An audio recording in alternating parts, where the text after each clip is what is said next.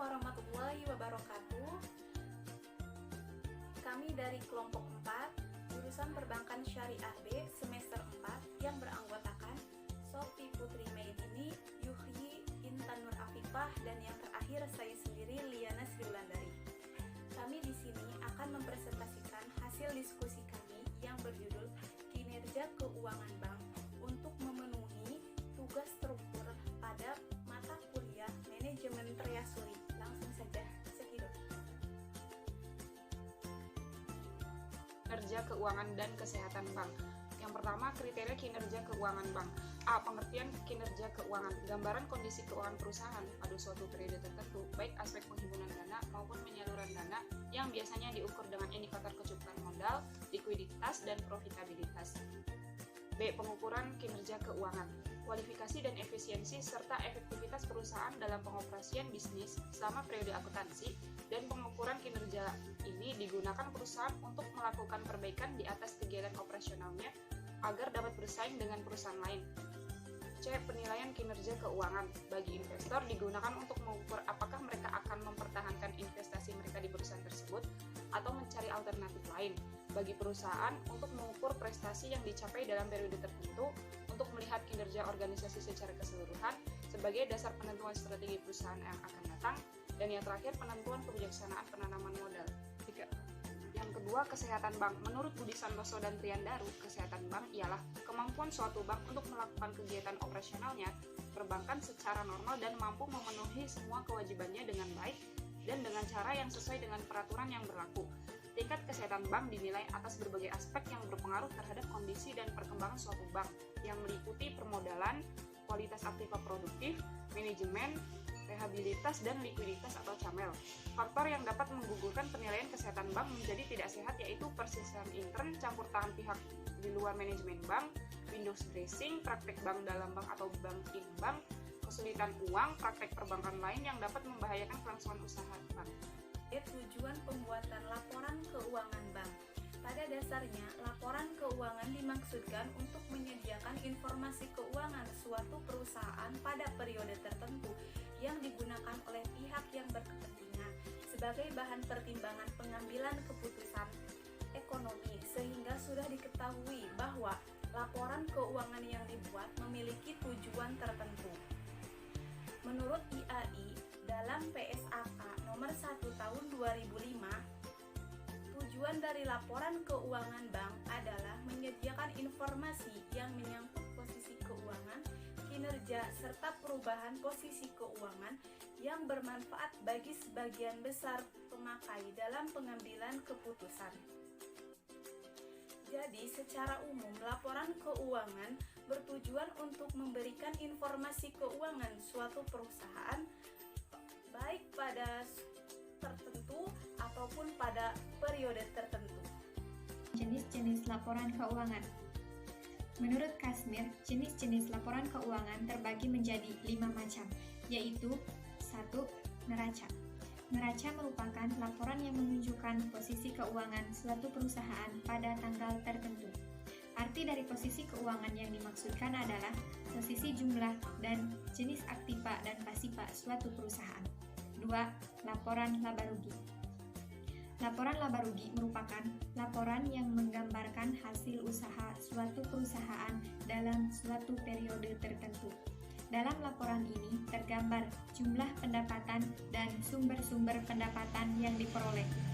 Dalam laporan ini juga tergambar jumlah biaya dan jenis-jenis yang dikeluarkan oleh perusahaan selama periode tertentu.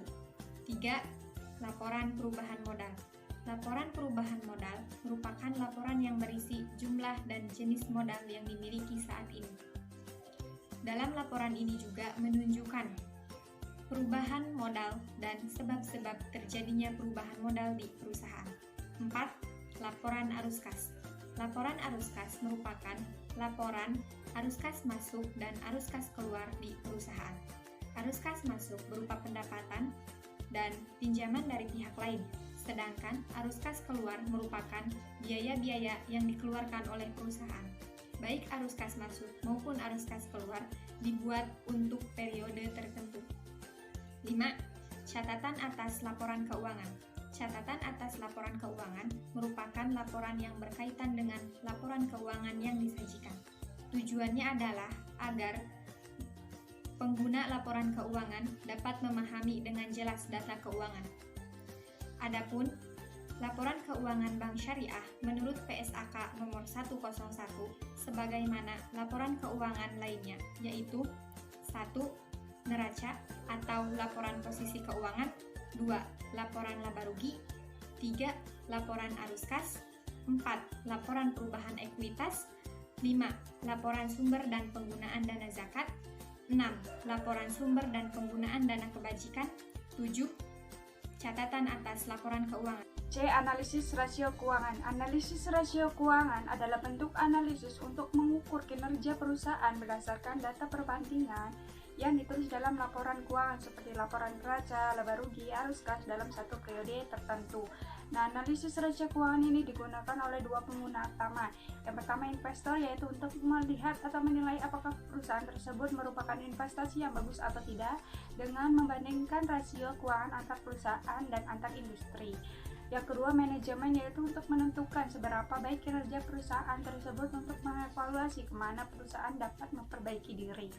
Nah, ada jenis rasio keuangan itu ada 4, yaitu yang pertama rasio likuiditas, yaitu rasio yang menggambarkan kemampuan perusahaan dalam memenuhi kewajiban atau utang jangka pendeknya.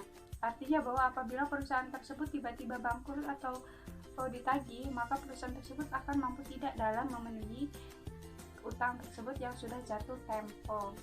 Rasio likuiditas itu yang harus kita ketahui ada 3. Yang pertama, current ratio atau rasio lancar, rumusnya CR sama dengan aktiva lancar dibagi kewajiban atau utang lancar dikali 100%. Keterangannya dikatakan sehat suatu perusahaan jika rasionya itu berada di atas 1 atau 100%. Artinya bahwa aktiva lancar itu harus jauh di atas jumlah utang lancar. Yang kedua, quick ratio atau rasio cepat, rumusnya aktiva lancar dikurangi persediaan dibagi utang lancar dikali 100%. Keterangannya angka rasio ini tidak harus mencapai 100% atau 1:1, walaupun rasio ini tidak mencapai 100% tapi sudah mendekati 100% sudah dikatakan sehat. Lalu yang ketiga, cash ratio atau rasio kas, rumusnya kas dibagi utang lancar. Keterangannya sama seperti quick ratio, tidak harus mencapai 1:1 atau 100%, sudah mendekati juga sudah dikatakan sehat. Lalu selanjutnya yang kedua ada rasio profitabilitas, yaitu rasio yang mengukur kemampuan perusahaan dalam memperoleh laba. Yang harus kita ketahui jenisnya ada 3, yaitu yang pertama net profit margin atau NPM, rumusnya laba bersih dibagi pendapatan dikali 100%. Lalu yang kedua return on asset atau ROA, rumusnya laba bersih dibagi total aktiva dikali 100%.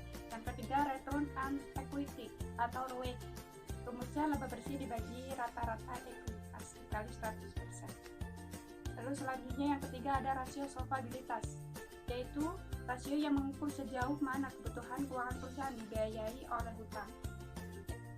Jenisnya yang harus kita ketahui itu ada 2. Yang pertama debt to asset ratio atau DAR, rumusnya total kewajiban dibagi total aktiva dikali 100%. Lalu yang kedua debt to equity ratio atau DER, rumusnya total kewajiban dibagi total ekuitas. Yang keempat ada rasio aktivitas, yaitu rasio yang mengukur seberapa efektif perusahaan tersebut dalam memanfaatkan segala sumber daya yang dimiliki. Salah satu jenisnya yang harus kita ketahui ada aset turnover atau perputaran total aktiva, rumusnya AT sama dengan penjualan dibagi total aktiva dikali 100%. D. Penilaian kesehatan Bank BPR dan Bank Umum. Berdasarkan Peraturan Otoritas Jasa Keuangan Nomor 4/POJK.03/2016, kesehatan bank merupakan cerminan kondisi dan kinerja bank merupakan sarana bagi otoritas pengawas dalam menetapkan strategi dan fokus pengawasan terhadap bank. Nah, berikut perbedaan cara penilaian kesehatan bank pada Bank Umum dan BPR berdasarkan peraturan dan surat edaran Bank Indonesia, yaitu ada Bank Umum konvensional. Faktor penilaiannya yaitu ada risk profile, good corporate governance, earning, dan capital. Sedangkan Bank Umum Syariah, faktor penilaiannya disingkat dengan CAMELS, yaitu ada capital, asset quality management, earning, liquidity, dan sensitivity to market risk. Lalu ada BPR konvensional. Faktor penilaiannya itu disingkat dengan CAMEL. Ada capital, asset, quality, management, earning, dan liquidity. Sedangkan BPR syariah itu sama seperti BPR konvensional, faktornya dia itu disingkat dengan CAMEL. Nah, tentunya perbedaan penilaian tingkat kesehatan bank terletak pada bobot masing-masing yang didasarkan pada format CAMEL yang ditetapkan sebagai berikut. Nah, setelah itu, pelaksanaan selanjutnya dilakukan sama tanpa pembeda antara bank umum dan BPR. Sekian dari kami. Assalamualaikum warahmatullahi wabarakatuh.